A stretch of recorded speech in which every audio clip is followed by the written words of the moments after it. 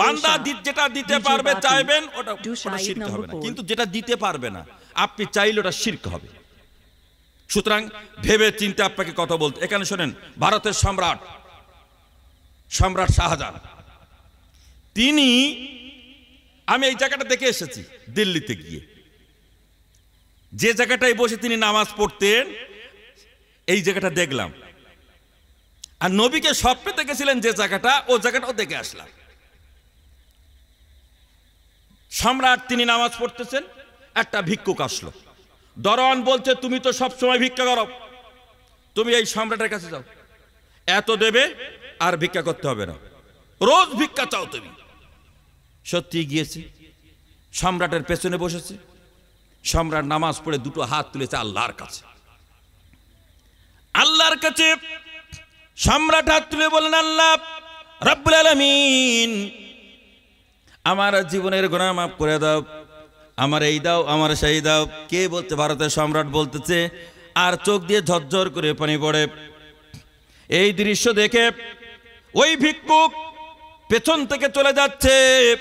সম্রাটের ধ্যান ভেঙে গেল, তাড়াতাড়ি দোয়া শেষ করলেন, এবার ভিক্ষুকের পেছন ধরলেন। এই ভিক্ষুক, দাঁড়াও, চলে যাও কেন? তুমি কি গোয়েন্দাগিরি করতে এসেছো? ভিক্ষুক ভয় পেয়ে গেলেন। এরপরে সম্রাটের সামনে দাঁড়িয়ে বললেন, সম্রাট, ভিক্ষা চাইতে এসেছিলাম, কিন্তু আপনার পেছনে দীর্ঘক্ষণ সময় দিলাম, দিয়ে দেখলাম ভারতের সম্রাট কোন সম্রাটের কাছে ভিক্ষা চাই। আমার জ্ঞানের দরজা খুলে গেল, আজ থেকে আর মানুষের কাছে হাত পাতবো না। সম্রাট যে সম্রাটের কাছে ভিক্ষা চায়, আমিও আজ থেকে ওই সম্রাটের কাছে ভিক্ষা চাইবো। বলি সুবহানাল্লাহ। নাস্তাইন, আল্লাহর কাছে সাহায্য চাইবেন। বিশ্বাস করুন, লোকেরা মাজারে গিয়ে বলে, বাবা আমার একটা ছেলে দাও, এটা বলা জায়েজ? হারাম। লোকেরা যাচ্ছে, লক্ষ লক্ষ লোকেরা, হাজার হাজার লোকেরা যাচ্ছে। আর এখানে কি পড়ছে নামাজে? আল্লাহ তোমার কাছে সাহায্য চাই, হে আল্লাহ তুমি আমাকে দাও, এ কথা বলে ওটা দিতে পারবে না, তার কাছে গিয়ে যাচ্ছে। এটা কোরআন না জানার কারণ। আজকের কোরআন জানতে হবে। আমি ভূমিকা শেষ করছি, আলোচনা শুরু করব। এরপর আল্লাহ পাক বললেন, ইহদিনাস সিরাতাল মুস্তাকিম, সোজা পথ দেখাও। তার মানে কি আপনি বাঁকা পথে আছেন? তা আপনি বলছেন কেন সোজা পথ দেখাও? রোজ নামাজে বলছেন আল্লাহ সিরাতাল মুস্তাকিম, সোজা পথে দেখাও। তাহলে আপনি কি বাঁকা পথে আছেন? হ্যাঁ, মসজিদ থেকে বেরোলেই শয়তান আপনাকে বাঁকা পথ ধরাবে। এখানে শত শত বাঁকা পথ। এই পথ থেকে বাঁচার জন্য আপনি আল্লাহকে বললেন, আল্লাহ উত্তর দিলেন, সিরাতাল্লাযীনা আন'আমতা আলাইহিম। ওই পথটা হচ্ছে নবীদের পথ, সিদ্দিকদের পথ, শহীদদের পথ আর সালেহিনদের পথ। আমার প্রিয় বন্ধুগণ, তার মানে আপনাকে ধরতে হবে নবীদের পথ। তাহলে নবীদের পথ আপনাকে ধরতে হবে। আল্লাহ পাক বললেন, যারা অনুগ্রহ প্রাপ্ত এরাই হচ্ছে সিরাতাল মুস্তাকিম, সোজা পথের মধ্যে আছে। নবীর পথ অবলম্বন করতে হবে। নবী সাল্লাল্লাহু আলাইহি সাল্লামের পথ আজকের আমরা বাদ দিয়েছি। দেখবেন একটা প্রমাণ, একটু প্রমাণ করা যাক। নারায়ে তাকবীর হয়নি, নারায়ে তাকবীর। এমনি এখানেই তো গন্ডগোল হয়ে যাচ্ছে, পিছনে ভাইরা বলছেন না। এবার দেখবেন নবীর পথ কিরম বাদ দিয়েছি। আমার নেতা তোমার নেতা, বুঝতে পেরেছেন? স্লোগানের উত্তর জানা নেই। এখন যদি ইনকিলাব জিন্দাবাদ, ইনকিলাব জিন্দাবাদ জিন্দাবাদ, দেখে আওয়াজ দেখছেন? ছোটবেলায় কাকার পেছনে দাদার পেছনে দৌড়িয়েছি তো, আরে স্লোগান। এখানে আমার নেতা তোমার নেতা বিশ্ব নবী মোহাম্মদ, এই স্লোগানটা আজকের আমাদের জানা নেই। তার মানে মোহাম্মদ সাল্লাল্লাহু আলাইহি সাল্লাম আমাদের নেতা নয়, নেতা আরেকজন, আরেকজন নেতা। ওই নেতার নেতৃত্বে আপনি চলছেন, আপনাকে চলতে হবে মোহাম্মদ সাল্লাল্লাহু আলাইহি সাল্লামের নেতৃত্বে চলতে হবে। আপনার মাথার টুপি, আর পায়ে নখ পর্যন্ত টোটাল মুহাম্মদ সাল্লাল্লাহু আলাইহি সাল্লামের। আপনার ঘরের দরজা বলে দেবে এটা মুহাম্মদ সাল্লাল্লাহু আলাইহি সাল্লামের দরজা, আপনার ঘরের জানালা বলে দেবে এটা মুহাম্মদ সাল্লাল্লাহু আলাইহি সাল্লামের জানালা, আপনার ঘরের বেড বলে দেবে, আপনার ঘরের আলমারি বলে দেবে এটা মুহাম্মদ সাল্লাল্লাহু আলাইহি সাল্লামের। প্রিয় বন্ধুগণ, আপনার ঘরের দিকে লক্ষ্য করলে জানা যায় এটা ইহুদি আর খ্রিস্টানদের ঘর। মুহাম্মদ সাল্লাল্লাহু আলাইহি সাল্লামের আদর্শ আর চরিত্র আপনার মাথার চুল থেকে পায়ের নখ পর্যন্ত টোটাল আপনাকে এটাকে সেটিং করতে হবে, এই তরিকায় চলতে হবে।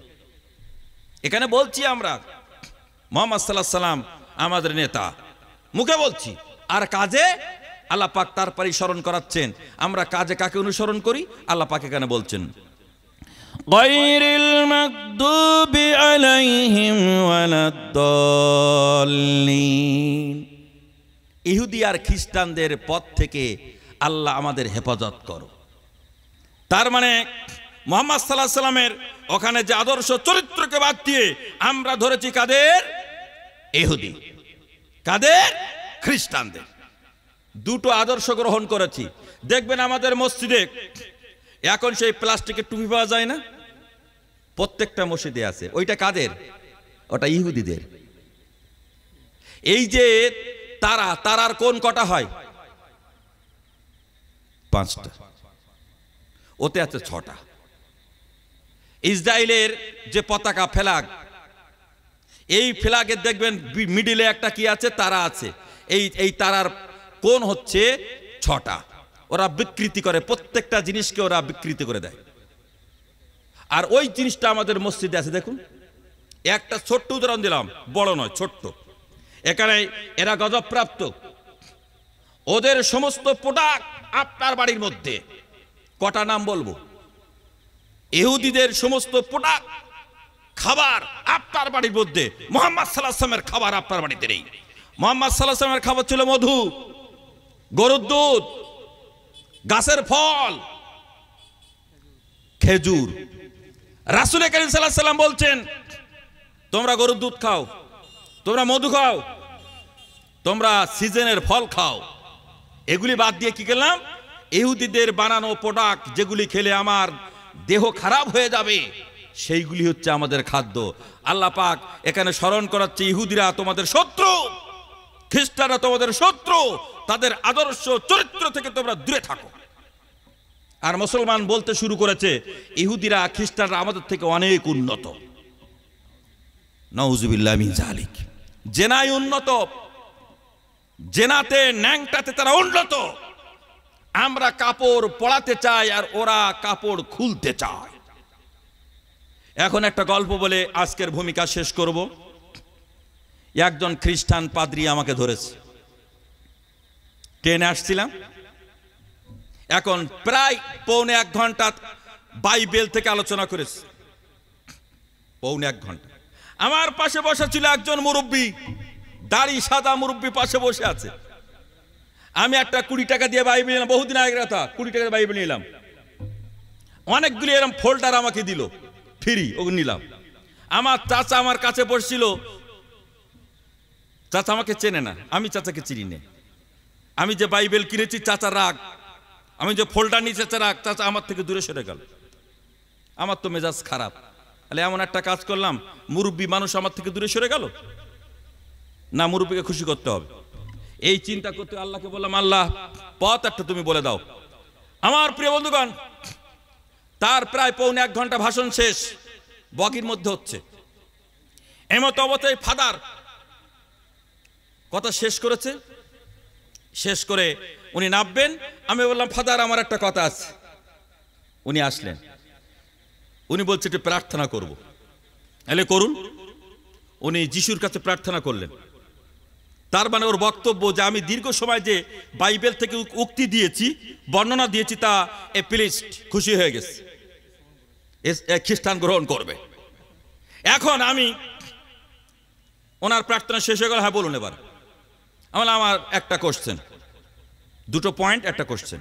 আপনি বলেছেন ঈসা আলাইহিস সালামকে গড, আর বলেছেন ঈসা আলাইহিস সালামকে আল্লাহর পুত্র। 2টো কথা বলেছেন। তাহলে গড কি করে পুত্র হলো, পুত্র কি করে গড হলো, আমাকে বুঝিয়ে দেন। হয় গড বলুন, নাই আপনি আল্লাহর পুত্র বলুন, নাউজুবিল্লাহ মিন জালিক। ওটা আমাদের আদর্শ নয়, ওটা ওদের আদর্শ।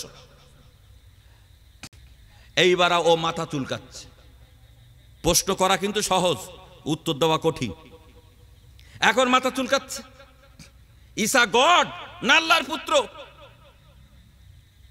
এই চাচা ছিল পাশে বসে, চাচা এখন হাসা শুরু করেছে। চাচা আমার থেকে ডিস্টেন্স হয়ে গেছে 4 আঙুল। চাচা এখন আমার কাছে চলে এসে আমার রান টিপতে শুরু করেছে। চাচা বলতে, চালিয়ে যাও, আমি তোমার সঙ্গে আছি। চাচার রুহানি শক্তি পেয়ে গেলাম। এই ট্রেনে ছিল অনেক মাস্টার, অনেক ব্যবসায়ী, অনেক সাধারণ অসাধারণ। তারা বলতে থাকো 2 মৌলভী সাহেব মারামারি করছে, একটা খ্রিস্টান একটা ইসলামের। তারা হাসাহাসি করতেছে। এখন আমি কোশ্চেন করেছি, ভাইটাল প্রশ্ন। আপনি একজনকে বলছেন গড, আবার বলছেন আল্লাহর পুত্র হয় কি করে? এটা বাইবেলে আছে। বাইবেল তোরা বিকৃতি করেছে। বাইবেল যে আসল বাইবেল নেই, এর ভাষা পরিবর্তন করেছে। বাইবেল ছিল হিব্রু ভাষা, করেছে ইংরেজি ভাষা। আসল ভাষা থেকে সে গায়েব হয়ে গেছে। পরিবর্তন তো অনেক করেছে, ওটা আলাদা স্বতন্ত্র কথা। এরপরে উনি মাথা চুলকাতে চুলকাতে বলল, ঈসা আলাইহিস সালামকে বললেন গড। বলবেন না নাউজুবিল্লাহ? এখন আল্লাহর ইংলিশ কিন্তু গড করা হয়েছে অনুবাদে, এটা মনে রাখবেন। এখন আমি কোরআনে কারিমার, এই কোরআন কিন্তু আমি বাড়ি থেকে এনেছি, এটা আমার কাছে থাকে, একে যত্ন করে রাখি, এ আমাকে হেফাজত করে। আমি যখন যাই আমার রাখতে কষ্ট হয়, কিন্তু একে আমি কাছে রাখি, এ আমাকে বহুত সাহায্য করে। এই কোরআন শরীফ আমার কাছে ছিল। আমি কোরআনের পৃষ্ঠা খুললাম, খুলে বললাম, ফাদার তাহলে আমার প্রশ্ন আছে। আপনি যে বলেছেন ঈসা আলাইহিস সালামকে গড, কিন্তু আল্লাহ রাব্বুল আলামিন বা কোরআনে কারিমার মধ্যে গডের একটা সংজ্ঞা দেওয়া হয়েছে। গড কাকে বলে? গড হতে গেলে, ঈশ্বর হতে গেলে, সৃষ্টিকর্তা হতে গেলে তার কিছু গুণ থাকতে হবে। উনি শুনতে শুরু করলেন, আমি কোরআনে কারিমায় আয়াত পেশ করতে শুরু করলাম। কি? আসুন, এটা আমরা প্রতিদিন পড়ি, কিন্তু আমরা সব নেওয়ার জন্যই পড়ি। কত নেকি হবে, কত সওয়াব হবে, এটা পড়ে জান্নাতে যাব, এ থেকে যে বিশ্ব মানবতার জন্য একটা আইডিওলজি আছে, সেটা কিন্তু আমরা ধারণা দিতে পারি না, নিতেও পারি না। কি? আয়াতুল কুরসি। আল্লাহর ট্রান্সলেশন করা হয়েছে গড, কিন্তু ইংলিশ কোরআনগুলিতে। তাহলে এখানে আল্লাহর ইংলিশ হবে গড, যদিও এর সমর্থক শব্দ নয়, তারপরও গড করা হয়েছে। এবার আসুন, আল্লাহ পাক বললেন, আল্লাহু লা ইলাহা ইল্লাহু। গড হবেন তিনি, তিনি হবেন ইলাহা। ঈসা আলাইহিস সালাম কি ইলাহা? ইলাহার 15টা মানে আছে, সব বলবো না, একটা বলবো। ইলাহার 15টা মানে একটা বলো, যেটা গুরুত্বপূর্ণ সেটা হচ্ছে তিনি একটা আইনের কিতাব দেবেন। বলবেন না সুবহানাল্লাহ?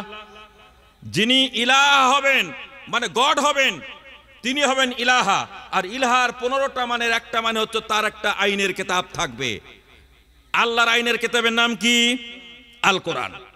আমি বললাম ঈসা আলাইহিস সালামের আইনের কিতাবের নাম কি? ওটা তো বাইবেলের মধ্যে আছে, তিনি বলছেন এটা আমার পিতা আমাকে দিয়েছে। যদিও কথাটা শিরকিয়াত কথা, কিন্তু বাইবেলে উক্তি আছে আমার পিতা আমাকে দিয়েছে। ওনার পিতাটা আবার কে? তার মানে আরেকজন, সে কে? To the point. আমি ফাদারকে বললাম ফাদার, চার্চকে বললাম চার্চ। আল্লাহ পাক বললেন আল হাইয়ুল কাইয়ুম, যিনি গড হবেন, চিরদিন চিরকাল জীবিত থাকবেন। গড কোনোদিন মরে যাবে না, মারা যাবে না। এখন বাইবেলে আছে ঈসা আলাইহিস সালাম করে হত্যা করেছে, শুলে চড়িয়েছে, তার মানে মরে গেছে। গড কি কখনো মরে?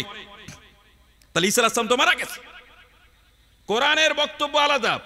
চতুর্থ আসমানে আছেন, তিনি আসবেন।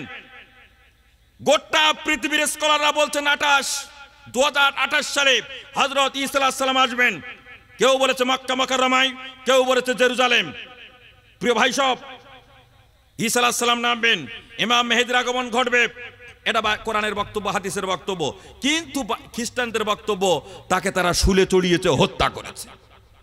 আমি বললাম আপনাদের কথা অনুযায়ী গড যিনি হবে তাকে তো হত্যা করা যাবে না, তাকে তো মারা যাবে না, তাকে তো স্পর্শ করা যায় না।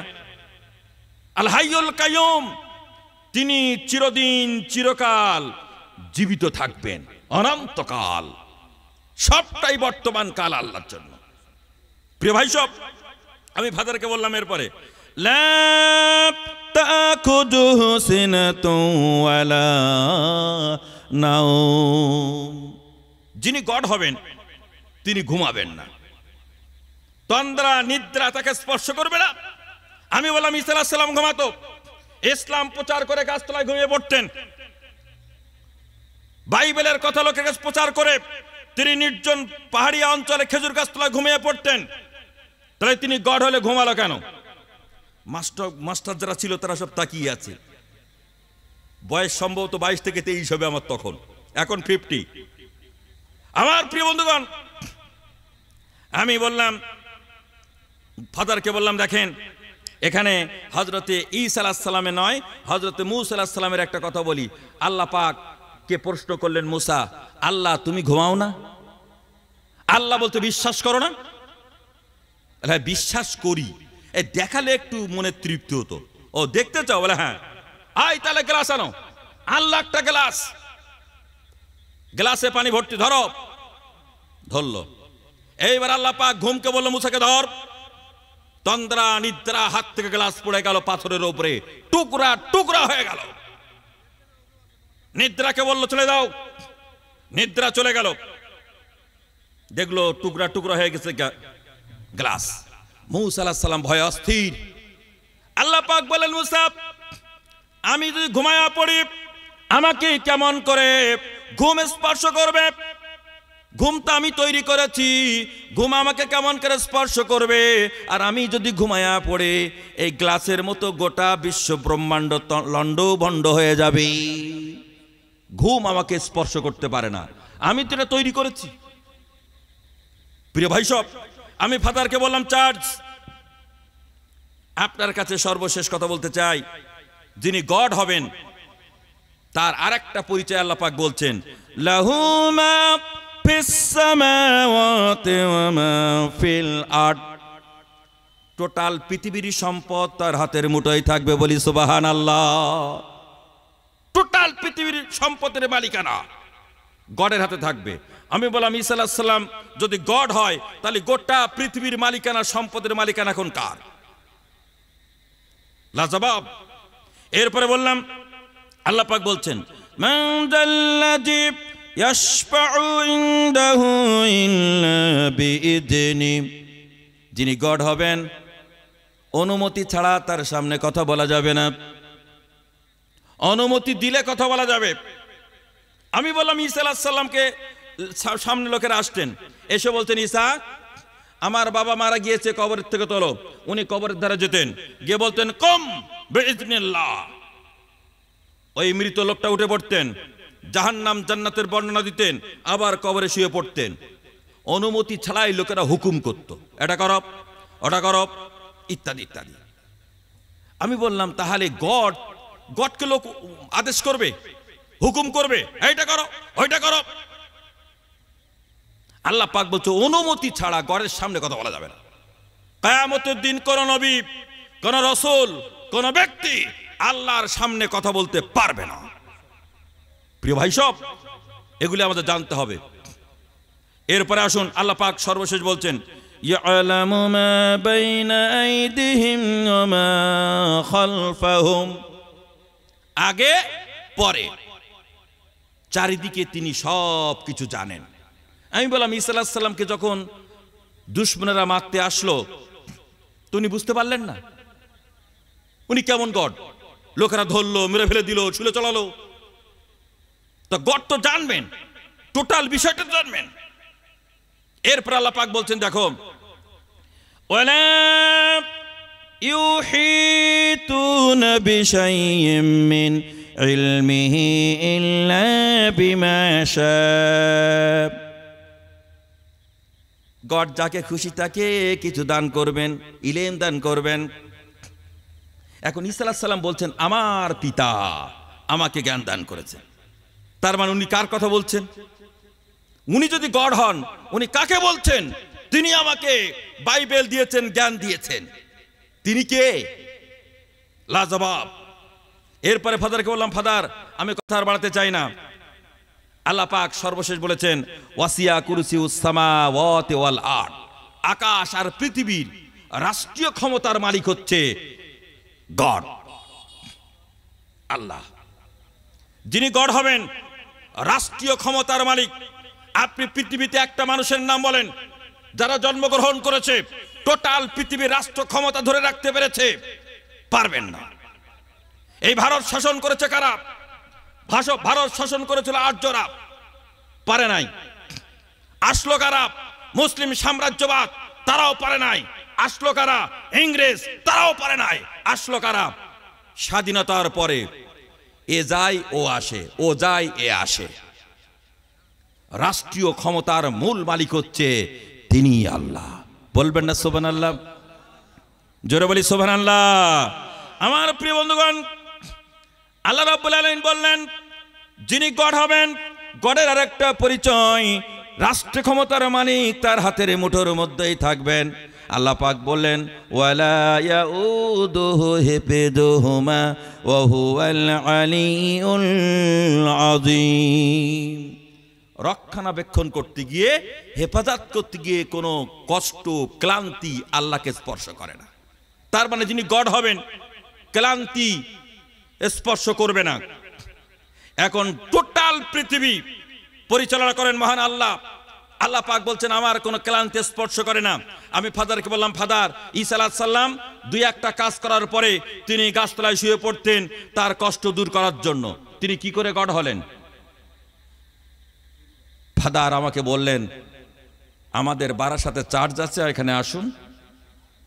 আমি তো এই কয়েকদিন খ্রিস্টান ধর্ম গ্রহণ করেছি, আমি বুঝিয়ে বলতে পারছি না, আমার রুমে আসুন। উনি নেমে গেলেন। আমি শুধু কোরআনে কারিমার আয়াতগুলি বলেছি, জাস্ট আমার নিজস্ব কোনো ভাষণ নয়, নিজস্ব কোনো কথা নয়, যা আল্লাহ প্রেসক্রিপশন দিয়েছে, আল্লাহর ব্যবস্থাপত্র শুধু তুলে ধরেছি। উনি বললেন আমাদের বড় ফাদারের কাছে আসুন, উনি যে গড এটা আপনাকে ভালো করে বুঝিয়ে দেবে।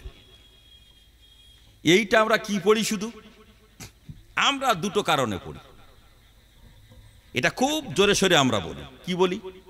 আল্লাহর নবী বলেন যদি কেউ মাগরিবে আয়াতুল কুরসি পাঠ করে ফজর পর্যন্ত ফেরেশতারা পাহারা দেবে। আবার কেউ যদি ফজরে পড়ে তাহলে মাগরিব পর্যন্ত ফেরেশতারা তাকে পাহারা দেবে। আল্লাহর নবী বলেছেন প্রত্যেক নামাজের পরে যদি কেউ এটা পড়ে, ফরজ নামাজের পরে পড়বে, ইমাম সালাম ফিরাবে, আয়াতুল কুরসি পড়বেন, আল্লাহর নবী বলেছেন ওই উম্মতকে জান্নাতে যাওয়ার জন্য আমি জিম্মাদার হয়ে গেলাম, আমি ওর জান্নাতে যাওয়ার জন্য জিম্মাদার। বলি সুবহানাল্লাহ। দুটো। তিন নম্বরে আল্লাহর নবী বলেন সূরা বাকারার মধ্যে 255 নম্বর আয়াত, আয়াতুল কুরসি যখন কেউ তেলাওয়াত করবে শয়তান ইবলিস তাকে কখনো ওয়াসওয়াসা দিতে পারবে না। বলি সুবহানাল্লাহ। তিনটে কথা বললাম, এটা আমরা খুব মহব্বতের সঙ্গে বলি করি। আজকে নতুন একটা আইডিওলজি আপনাদের পেশ করলাম গড হওয়ার জন্য। আল্লাহ যদি কাউকে আপনি বলেন, গড যদি আপনি কাউকে বলেন, সৃষ্টিকর্তা যদি কাউকে আপনি বলতে চান, তার মধ্যে এই গুণগুলি থাকতে হবে, তারা হলে তিনি গড নন, ঈশ্বর নন। আমার প্রিয় বন্ধুগণ, আমি দীর্ঘ সময় আপনাদের কাছে ভূমিকা রাখতে গিয়ে এই পর্যন্ত এতগুলি কথা বলেছি। আল্লাহ পাক আমাদের প্রত্যেককে সূরা ফাতিহার উপরে নতুন করে চিন্তা ভাবনা করার তৌফিক দান করুক। সকলে বলে আমিন। একটু দরুদ। আল্লাহুম্মা সাল্লি আলা সাইয়্যিদিনা মাওলানা মুহাম্মদ ওয়া আলা আলি সাইয়্যিদিনা।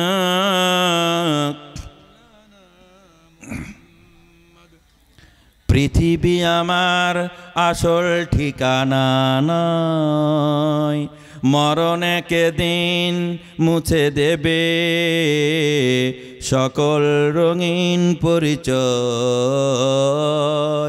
পৃথিবী আমার আসল ঠিকানা নয়, মরণে কেদিন মুছে দেবে সকল রঙিন পরিচয়।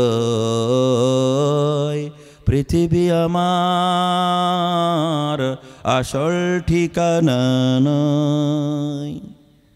প্রিয় বন্ধুগণ, একটা বিষয় বলতে গিয়ে অনেকগুলি সময় পার হয়ে গেল। এবার আপনাদের সামনে আজকের আলোচনার যে আমার সাবজেক্ট সেটা আমি তুলে ধরব। এই সাবজেক্টের সময় আমার 3 ঘন্টা। এটা আমার জীবনের প্রথম বক্তব্য ছিল, আর হয়তো কালকে ইন্তেকাল হবে, যদি আল্লাহ তকদিরে মউত লিখে রাখে আর জীবনে পাবো না।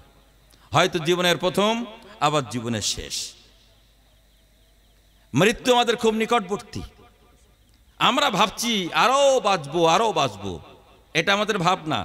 কালকে ইন্তেকাল হবে, কবরে যেতে হবে, এটা ভাবছি।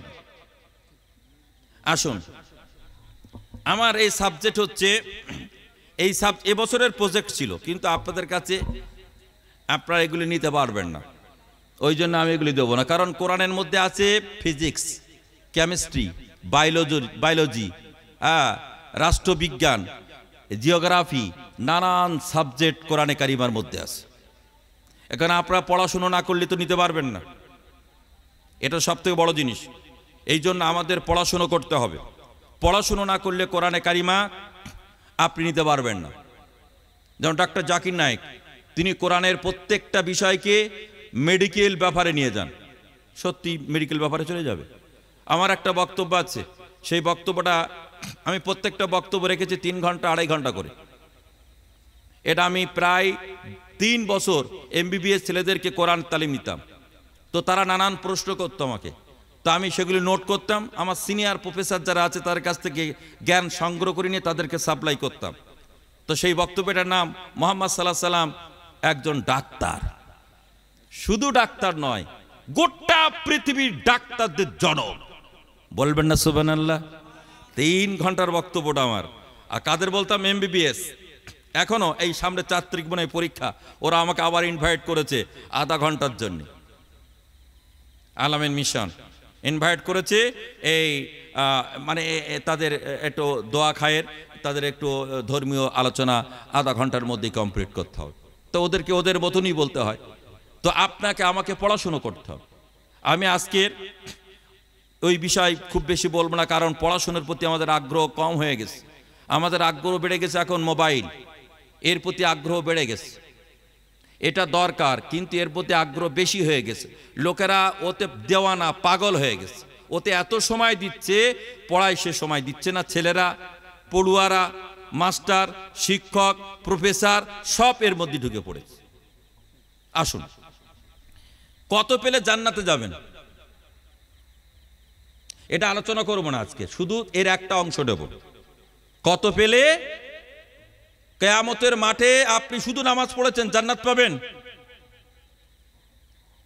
একটা নাম্বার পেতে হবে, কত নাম্বার পেলে আপনি জান্নাতে যাবেন। কারো জানা আছে? এই মাধ্যমিকে 25 পেতে হবে, 25। এটা আমাদের মাধ্যমিক পর্ষদ আইন চালু করেছে। হায়ার সেকেন্ডারি করেছে 30 পেতে হবে। গ্র্যাজুয়েশনে মনে করুন 35 পেতে হবে। MA তে মনে করুন 45 পেতে হবে। এবার আসুন নাম্বারে চলে আসুন, কত টোটাল জীবনে আপনার কত পেলে আপনি জান্নাত পাবেন? আলোচনা হয়নি, শোনেননি। এটা আবার নিউ প্রজেক্ট, নতুন আলোচনা। কিন্তু এটা আলোচনা শুনতে গেলে আপনাকে পড়াশুনো করতে হবে। নয় আপনি কালকে সকালে বলবেন হুজুর উল্টো পাল্টা বলে গেছে, এখন কিছু বলবেন না, কাল সকালে শুরু হয়ে যাবে। আসুন আমি তার সারাংশ দিয়ে একটা পাঠ করব, শুধু একটা পাঠ। একজন 100 নিয়ে জান্নাতে যাবে, বলবেন না সুবহানাল্লাহ? একজন 51 নিয়ে জান্নাতে যাবে, সব কোরআনের আয়াত আছে।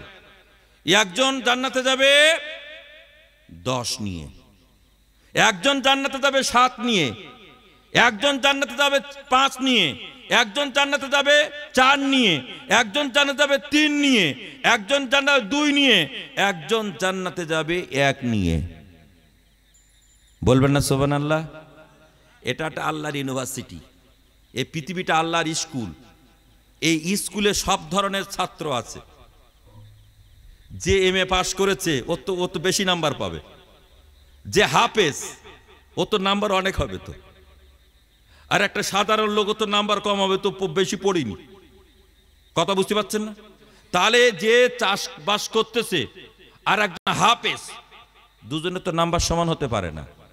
যে আলেম তার নাম্বার আল্লাহর কাছে বেশি হবে, কারণ কোরআনে কারিমে আল্লাহ পাক বিভিন্ন জায়গায় বলেছেন ওলামাদের মর্যাদা সব থেকে বেশি, আলেমদের মর্যাদা সব থেকে বেশি। এবার আসুন, আমি এই কতগুলি পাঠের মধ্যে সবটা আলোচনা করব না, একটা আলোচনা করব। কোনটা? 10 পেলে আপনি জান্নাতে যাবেন নরমাল, এইটা আলোচনা করব। 100টা বিশ্লেষণ করার সময় নেই, কারণ টোটাল একটা প্রজেক্ট। ওই প্রজেক্ট আলোচনার মধ্যে আমি একটা ধরেছি, 10 পেলে আপনি আল্লাহর জান্নাতে যেতে পারবেন না মিনিমাম। একটা বলবো না, একটা কিন্তু অনেক কঠিন।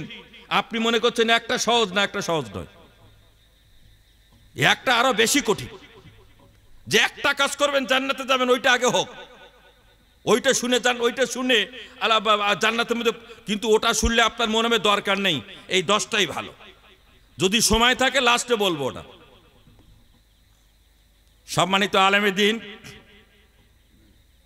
আবুল কাসেম রসুলি সাহেব আসবেন, যদি উনি আসেন আমার শেষ পর্যায়ে, এসে পড়বেন ইনশাআল্লাহ তাআলা। তো যদি সময় থাকে আমি ওই একটা কথা বলবো লাস্টে শুনে আপনার মনে দরকার নেই, 10টাই ভালো। ওটা এত হার্ড, এত শক্ত, এত কঠিন, একটা মোমেন, পাক্কা মোমেনের পক্ষে সম্ভব না, সাধারণের পক্ষে সম্ভব নয়। এবার আসুন, 10 পেলে আপনি জান্নাতে যাবেন, এই আয়াতটা আমি কোরআনে কারিমা যেখান থেকে সিলেকশন করেছি সেটা হচ্ছে সূরা বাকারার 177 নম্বর আয়াত। এর থেকে বহুমুখী আলোচনা। যেমন আপনাদের এই সাংস্কৃতিক অনুষ্ঠান হচ্ছে, এই সোসাইটি, এখানে বহুমুখী প্রকল্প, মানে বহুমুখী এখানে ইবাদত। এই যে রক্তদান শিবির, এটা ইবাদত। এই যে সাংস্কৃতিক অনুষ্ঠান, এটা ইবাদত।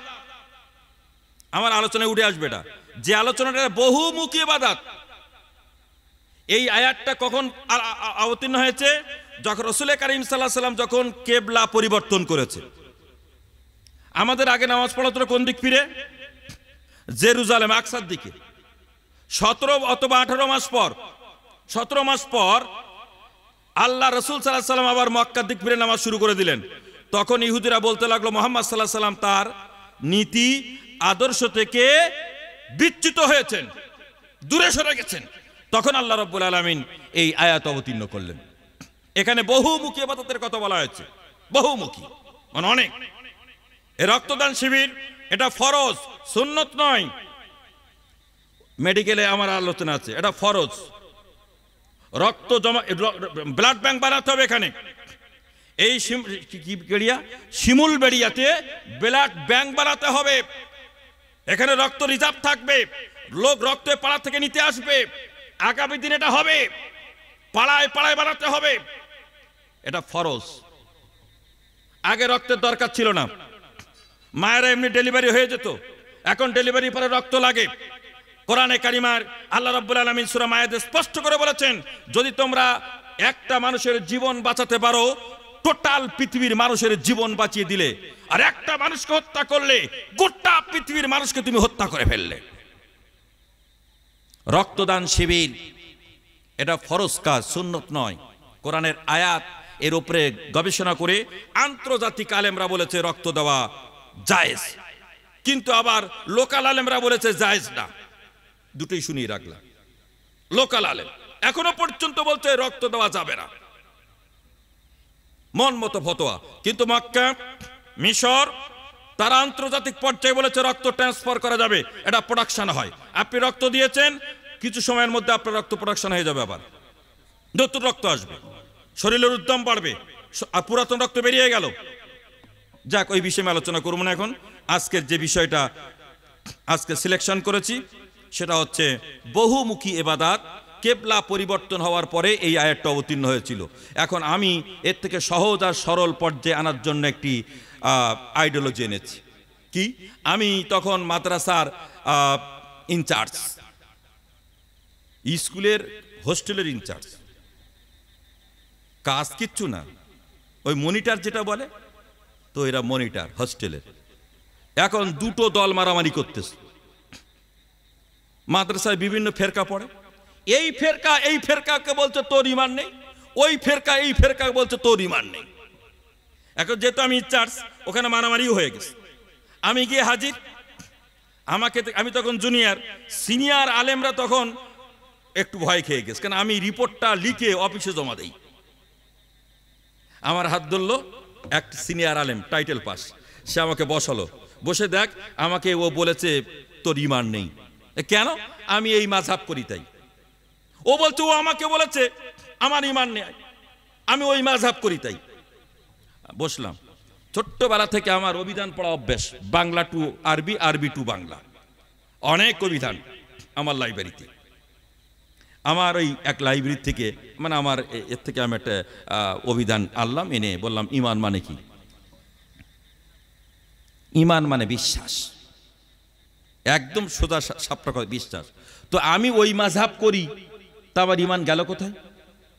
আমি ওই মাযহাব করি, তা আমার ঈমান গেল কোথায়? ঈমানটা কি ইথার না কর্পূর? আপনি বললেই চলে যাবে? মজার ব্যাপার যে আমি কোন একটা মাযহাব গ্রহণ করেছি, তো আমার ঈমান চলে যাবে? যেটা এখন হচ্ছে আমাদের, কথায় কথায় একটা ব্যক্তি একটা ব্যক্তিকে কাফের ফতোয়া দিচ্ছে, একটা আলেমকে কাফের বলছে। আজকের বাংলাদেশে এটা বিপুল পরিমাণে হচ্ছে, আমাদের দেশে শুরু হয়ে গেছে। স্টেজে উঠে একটা আলেম আর একটা আলেমকে, মানে ভাষায় ব্যক্ত করা যাবে না। অথচ পৃথিবীতে 2,24,000 নবী এসেছে, একজন নবী আর একজন নবীকে কাফের বলেনি। একটা আলেমকে কাফের বলতে, তার মানে এই দুইজনের মধ্যে গলত, এটা মাথা, দুজনেই গন্ডগোল। কারণ তুমি একে কাফের বলছো, এ তোমাকে কাফের বলছে, কেন? দুজন তো একই সিলেবাসের ছাত্র, তুমিও গুনাহগার, এও গুনাহগার, তোমারও ভুল আছে, এরও ভুল আছে, ভুল নেই কেবলমাত্র নবীদের। বলবেন না সুবহানাল্লাহ? সুতরাং তার একটা ভুলের জন্য আপনি কাফের ফতোয়া দিয়ে দিলেন। কাফের কি আপনার মামার বাড়ির যা আপনি যাকে তাকে বলবেন, যেটা বাংলাদেশে হচ্ছে, আমাদের বন্ধ করতে হবে। আমার প্রিয় বন্ধুগণ, আমি কোরআনে কারিমার সেই আয়াত তুলে ধরলাম। আল্লাহ পাক যেখানে এ কথাটা বলেছেন, কি বলেছেন? আউযু বিল্লাহি মিনাশ শাইতানির রাজীম। বিসমিল্লাহির রহমানির রহিম। লাইসাল বিররা তুআল্লু উজুহাকুম কিবালাল মাশরিকি ওয়াল মাগরিব ওয়ালাকিন্নাল বিররা মান আমানা বিল্লাহি ওয়াল ইয়াউমিল আখির ওয়াল মালাইকাতি ওয়াল কিতাবি ওয়ান নাবিয়্যিন وآتى المال على حبه ذوي القربى واليتامى والمساكين وابن السبيل والسائلين وفي الرقاب أقام الصلاة وآتى الزكاة والموفون بأهدهم إذا عاهدوا والصابرين في البأساء والضراء وحين البأس أولئك الذين صدقوا وأولئك هم المتقون صدق الله العظيم সূরা বাকারা আয়াত 177। আল্লাহ রাব্বুল আলামিন বললেন লাইসা। আল্লাহ কেন বলতে পারতেন লা, লা মানে না, লাইসা মানে না, কিন্তু লাইসার অর্থ হচ্ছে কখনো নয়, কখনো হতে পারে না, ইম্পসিবল, অসম্ভব। আল্লাহ দিয়ে বললেন নরমাল, লা মানে না। আর লাইসা যখন বলা হচ্ছে, তার অর্থ হচ্ছে কখনোই হতে পারে না, অসম্ভব, আর কি আল বিরর মানে পুণ্যের কাজ, নেকির কাজ, ইমানের কাজ। এখানে পুণ্য নেকি। আল্লাহ পাক বলছেন আনতু আল্লুজুকুম কিবাল আল মাশরিক আল মাগরিব, পূর্ব দিকে আর পশ্চিম দিকে যেদিকেই সেজদা করো, তোমার চেহারা ঘুরিয়ে যতবার ঘোরাও না কেন, এইটা তোমার পুণ্যের কাজ নয়। এখন দেখবেন আমাদের দেশে কপালে দাগ পড়ে গেলেই লোকটা বলে ইমানদার, ও সার্টিফিকেট দিয়ে দিল। আচ্ছা, একটা লোক 20 বছর নামাজ পড়েছে, কপালে দাগ পড়েনি, তাহলে ও বেঈমান। কথা বুঝতে পারছেন না? বলে দিল ওর কপালে দাগ পড়ে গেছে আর লোকটা ইমানদার।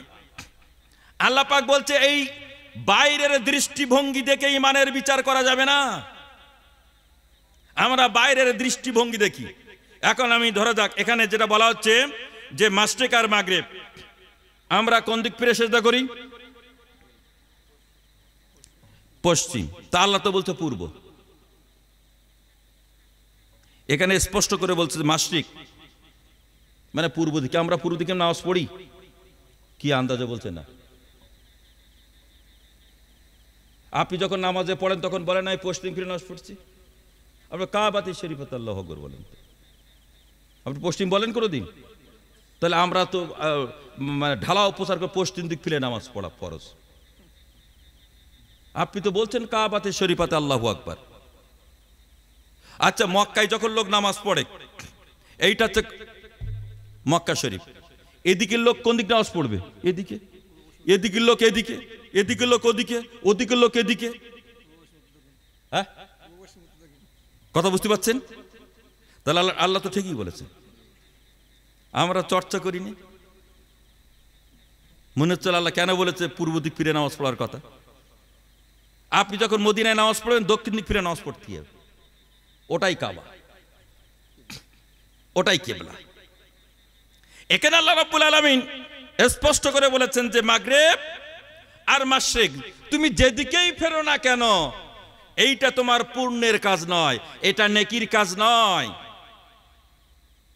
এই বেশভূষা দেখে বিচার করা যাবে না।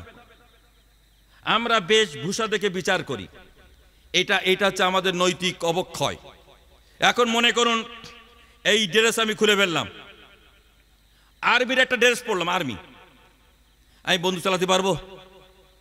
ও বইতেই পারবো না। তাহলে এই পোশাক কি আমার পুলিশের যে সেপাত আর গুণ দিতে পারলো না। পুলিশের পোশাক পরেছি কিন্তু ট্রেনিং নেয়নি, প্রিলি পরীক্ষা নেই, মেন পরীক্ষা নেই, মাঠ নেই। বন্দুকটা হাতিয়ারটা যে ঘাড়ে বইবো ওটাও পারবো না, 8 ঘন্টা দাঁড়িয়ে থাকতে পারবো না। এর জন্য ট্রেনিং তরবিয়ত চাই। আপনার ইমানদার হতে গেলে মুসলমান হতে গেলে ভেতরে মেটেরিয়াল দিতে হবে, মেটেরিয়াল এর ভেতরে ঢোকাতে হবে।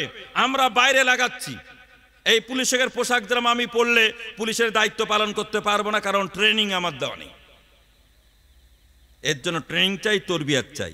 লক্ষ্য করেন ওই যে বাইক, ওই বাইকে তেল দিলে বাইকটা চলে, 2 লাখ টাকার বাইক, তেল না দিলে বেকার। আপনার দেহটা হচ্ছে একটা বাইক, এই বাইকের মধ্যে আপনাকে তেল দিতে হবে। সেই তেলটা কি? এখানে 10টা গুণ আর সেপাত আপনার ঢোকাতে হবে। ঢোকানোর পরে আল্লাহ পাক আপনাকে 2টো সার্টিফিকেট দেবে জান্নাতে যাওয়ার জন্য। আল্লাহ ওয়াদা করেছেন। জান্নাতে কারা যাবে তাও বলে দিয়েছেন। 10টা কাজ আপনি করবেন, 10টা জিনিস, 10টা গুণ আপনার মধ্যে থাকবে, আল্লাহ পাক 2টো সার্টিফিকেট দেবেন। 2টো সার্টিফিকেট নিয়ে আপনি জান্নাতে সরাসরি চলে যাবেন। এটা সর্বসাধারণের জন্য। বলি সুবহানাল্লাহ। আল্লাহ আমরা 100 পাবো না, আমরা জীবনেও 100 পাবো না। কোরআনের উপরে যদি এখন আমাদের এক্সাম নেওয়া হয় 100 পাবো আমরা? জীবনেও পাবো না। আমরা তো একটা জিনিস নিয়ে বসে আছি, কোন ক্রমে নামাজটা তাও ঠিকঠাক পড়িনি, রোজাটা তাও ঠিকঠাক করিনি। পাস করব? বাদ দেন, এখানে 10টা কথা বলবো, বক্তব্য শেষ করব। আল্লাহ রাব্বুল আলামিন বললেন এই 10টা কাজ আপনাকে আমি প্যাকেট করে পকেটে ভরিয়ে দেব। আখেরি মোনাজাত, সর্বশেষ বক্তব্য শেষ করব। প্রিয় বন্ধুগণ, সময় সংক্ষিপ্ত করতে চাই, কারণ লম্বা চওড়া বক্তব্য। আল্লাহ পাক বললেন, ওয়ালাকিন্নাল বিররা মান আমানা বিল্লাহ। আল্লাহর প্রতি ঈমান, কত শুনছেন? আল্লাহর প্রতি ঈমান, এইটা নেক কাজ, এইটা পুণ্যের কাজ। আল্লাহর প্রতি ঈমান আনা। তাহলে আমি নেক কাজ কথা বলছিলাম, নেক, বিররা মানে নেক, বিররা মানে ঈমান। এখানে আল্লাহ পাক বলছে ওয়ালাকিন্নাল বিররা মান আমানা বিল্লাহ, আল্লাহর প্রতি ঈমান, এইটাই হচ্ছে পুণ্যের কাজ, এইটাই নেকির কাজ। আল্লাহর প্রতি ঈমানটা কি? আল্লাহ কজন? ভাই আপনার কথা বলুন। একজন। আসলে ডিপে আলোচনা করতে চাচ্ছি না, কিন্তু এসে যাচ্ছে। এই যে আপনি এক বলেছেন, আল্লাহ এক, এটাকে ঠিক না, এটা ঠিক নয়। এককে আলাদা করা যাবে? এককে দুটো অংশ করা যাবে? যাবে না। 1 টাকা আপনাকে দিলাম, দুটো ছেলেকে ভাগ করতে পারবেন না? 1 টাকা আপনাকে দিলাম, আপনার দুটো ছেলে আছে, এর 50 পয়সা কম 50 দেবেন, এই তো 1 টাকা হয়ে গেল। হ্যাঁ, 50 পয়সা নেই, আছে 50 পয়সা। এখন গভর্নমেন্ট বাতিল করেনি, বাতিল ঘোষণা করে 50 পয়সা জমা হয়ে আছে সব। এবার আসুন, একটা দেশ দুটো হবে? কথা বুঝতে পারছেন? দেশ একটা, দুটো করা যাবে না। পাকিস্তান তো আমাদের, বাংলাদেশ তো আমাদের, মায়ানমার তো আমাদের, শ্রীলঙ্কা তো আমাদের, বার্মা তো আমাদের, ভুটান তো আমাদের। কটা হলো? তাহলে একটা ভারত কটা হলো? অনেক হয়ে গেছে। তাহলে এককে ডিভাইডেড করা যায়, কথা বলতে পারছি? তাহলে একটা দেশ যদি আলাদা করা যায়, এককে যদি আলাদা করা যায়, এখন আল্লাহ এক, এক এক, তাহলে আল্লাহকে আলাদা করতে পারবেন? এ পর্যন্ত আমরা যে বলে এসেছি, আধুনিক মুফাসসিররা বলছে এটা ভুল। এটা কি আছে? ভুল আছে। তাহলে কি আমাদের গোনা হয়েছে? না, গোনা হয়নি। আমরা আগে আঞ্চলিক ভাষায় কথা বলতাম, এখন আমাদের কথা ডেভেলপ হচ্ছে। যারা সাংবাদিক তারা স্পষ্ট ভাষায় কথা বলে, আমরা আঞ্চলিক ভাষায় কথা বলি। তাহলে আমার কথার কি দাম নেই নাকি? আমার কথা কেউ বুঝতে পারবে নাকি? বুঝতে পারবে। তবে এই শব্দটা আল্লাহর জন্য প্রযোজ্য নয় এক। কেন? চলুন। আল্লাহ পাক বললেন, কুল হুয়াল্লাহু আহাদ। আল্লাহ নিজের জন্য বলেছেন আহাদ, কিন্তু একের আরবি হচ্ছে ওয়াহিদ। ওয়াও আলিফ হা দাল, ওয়াহিদুন মানে এক। কিন্তু আল্লাহ এখানে বলছে আহাদ, নিজের জন্য। টোটাল কোরআনটা আমি স্টাডি করেছি বিষয়।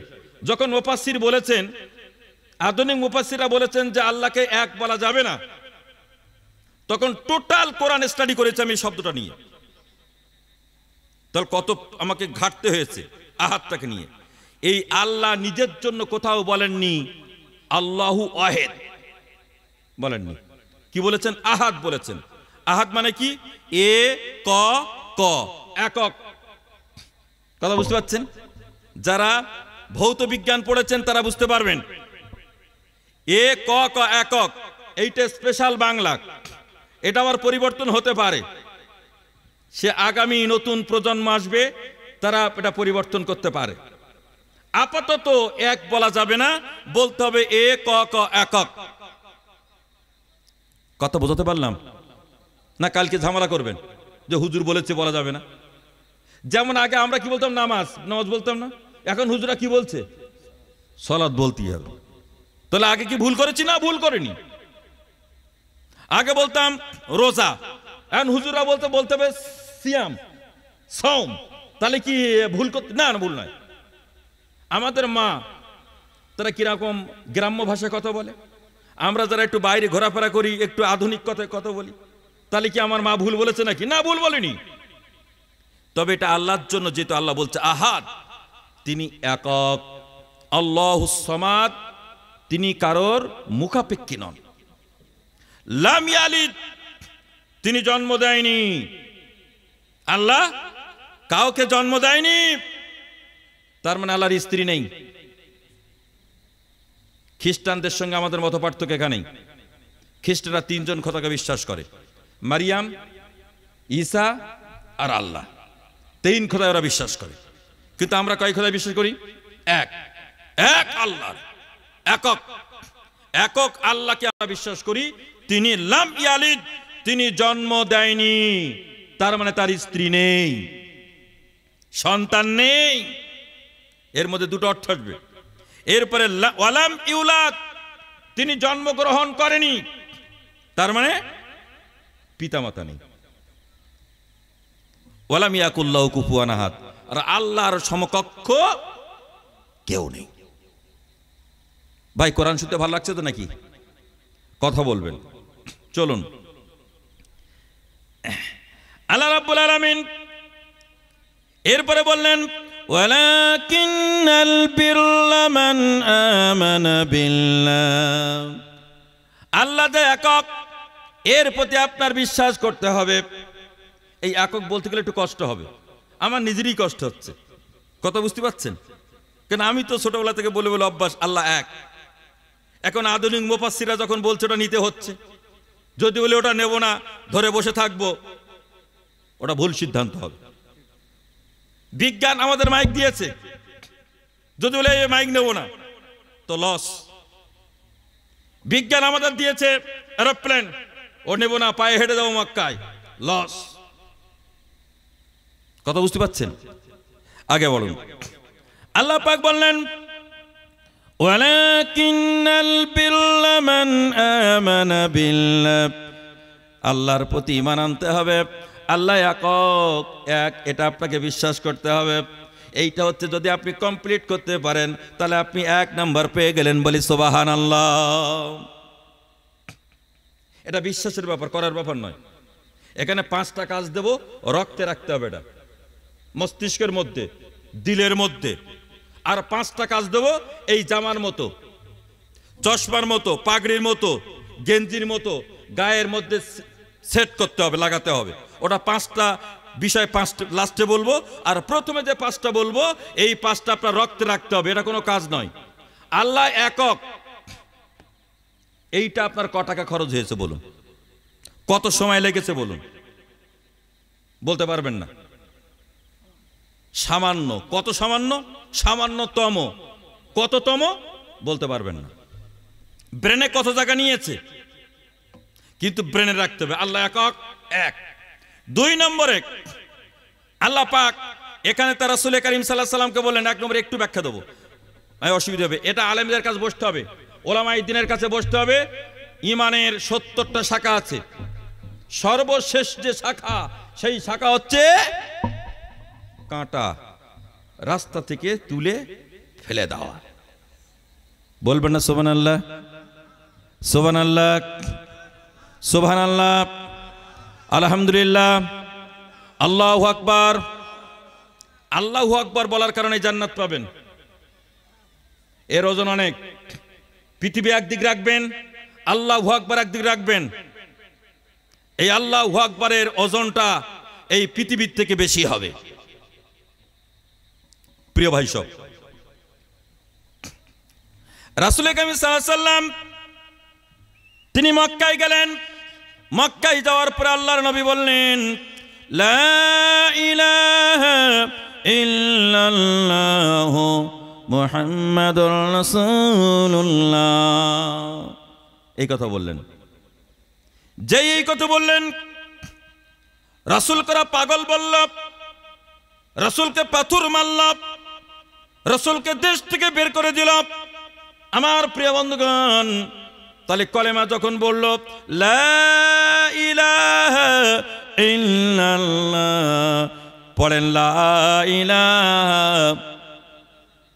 লা ইলাহা, লা ইলাহা ইল্লাল্লাহ মুহাম্মাদুর রাসূলুল্লাহ। আসলো কি? গালাগালি, আসলো কি পাথর, আসলো কি দেশ থেকে তাকে তাড়িয়ে দেওয়ার প্ল্যান পরিকল্পনা। এবার আসুন, আমরা যখন এই কলেমা পড়তেছি লা ইলাহা ইল্লাল্লাহ, মিলাদ কমিটি আমাদের হাদিয়া দিচ্ছে, হাদিয়া টাকা, এরপরে ফুলের মালা, সকালবেলা বলবে বক্তা বিরাট, এত বক্তব্য রেখেছে গাছের পাতা ঝরে গেছে। কথা বুঝতে পারছেন? আর রাসূল যখন কলেমা পড়েছে লা ইলাহা ইল্লাল্লাহ বলেছেন, রাসূলকে তায়েফের প্রান্তে পাথর মেরেছে, কপাল ফেটে গেল, দাড়ি ভিজে গেল, রক্তাক্ত অবস্থায় রাসূল জমিনে পড়ে গেছে। সেই জায়গাটা নিজের চোখে দেখেছি, যে জায়গাটায় রাসূলের রক্ত পড়েছিল। প্রিয় বন্ধুগণ, রাসূল জ্ঞান ফিরল, কপালে হাত বুলে দাও, জমাট বাঁধা রক্ত। নবী বলছেন, এই জাতি, এই সমাজের পরিবর্তন কি করে হবে?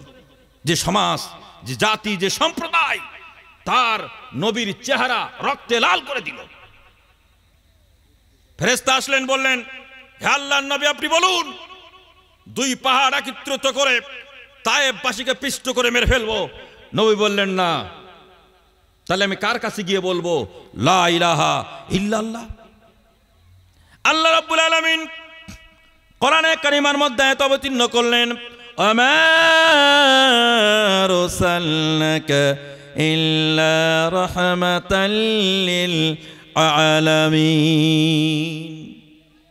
হে নবী, বিশ্ব মানবতার জন্য, আলামিন বিশ্ব মানবতার জন্য, বিশ্ব ব্রহ্মাণ্ডের জন্য আমি তোমাকে রহমত, করুণা, দয়া, নূর হিসেবে প্রেরণ করলাম। বলি সুবহানাল্লাহ। প্রিয় ভাই সব, আমানা বিল্লাহ, আল্লাহর প্রতি যখন ঈমান আনবেন তখন মক্কার কথা স্মরণ করবেন। আর আপনার ঈমান, আর রাসূলের ঈমান, সাহাবায়ে কেরামের ঈমান, আপনার ঈমান একবার ভাবতে শুরু করুন। কিরকম? ইমানের দাবি যদি কোরবানি হয়, ইমানের দাবি যদি কোরবানি হয়, সে দাবি পূরণে আমি তৈরি থাকি যেন, ওগো দয়াময় আমার প্রভু দয়াময়। ইমানের দাবি যে অগ্নিশিখা, কাজ হলো তারে শুধু জ্বলতে থাকা, এমনি করে জীবনের শেষে দাম যেন খুঁজে পাই, ওগো দয়াময় আমার প্রভু দয়াময়, ওগো দয়াময় আমার প্রভু দয়াময়। ইমানের দাবি যে অগ্নিশিখা, কাজ হলো তারে শুধু জ্বলতে থাকা, কাজ হলো তারে শুধু জ্বলতে থাকা। প্রিয় বন্ধুগণ, ঈমান আনার কারণে সাহাবায়ে কেরামদের অবস্থা কি হয়েছিল? ঈমান আনার কারণে আল্লাহর রাসূলের পরিণতি কি হয়েছিল? সেগুলো আপনি ভাবুন। এই ভাবনার সঙ্গে আপনার কতটা আপনি মেলাতে পারেন, কতটা এগোতে পারেন আপনি দেখুন। এই জন্য কবিতার ভাষায় বলেছেন, পড়ুন, লা ইলাহা ইল্লাল্লাহ, লা ইলাহা ইল্লাল্লাহ। এই কলেমার পথ ধরে সকল বাধা যায় চিরে, কলেমার পথ ধরে সকল বাধা যায় চিরে, যায় রে যে তাই গড়ি সে তাই বিপ্লবীর লাল কেল্লা। এই কলেমার প্রথম বল, এই কলেমার শেষ বল, এই কলেমার প্রথম বল, এই কলেমার শেষ বল। ধৃত পায়ে কঠোর গায়ে ধ্বংস করি গায়রুল্লাহ, এই কলেমার মুজাহিদের জয় অভিযানকে ঠেকায় পড় ফেটে পড়নি নদে চল ছুটে চল জিহাদে জীবন দেব জীবন নেব ভরসা মোদের এক আল্লাহ লা ইলাহা ইল্লাল্লাহ পড়ুন লা ইলাহা ইল্লাল্লাহ লা ইলাহা ইল্লাল্লাহ মুহাম্মাদুর রাসূলুল্লাহ। প্রিয় ভাই সব, এটা হলো 1 নম্বর। তাহলে আল্লাহ একক, এটা রক্তের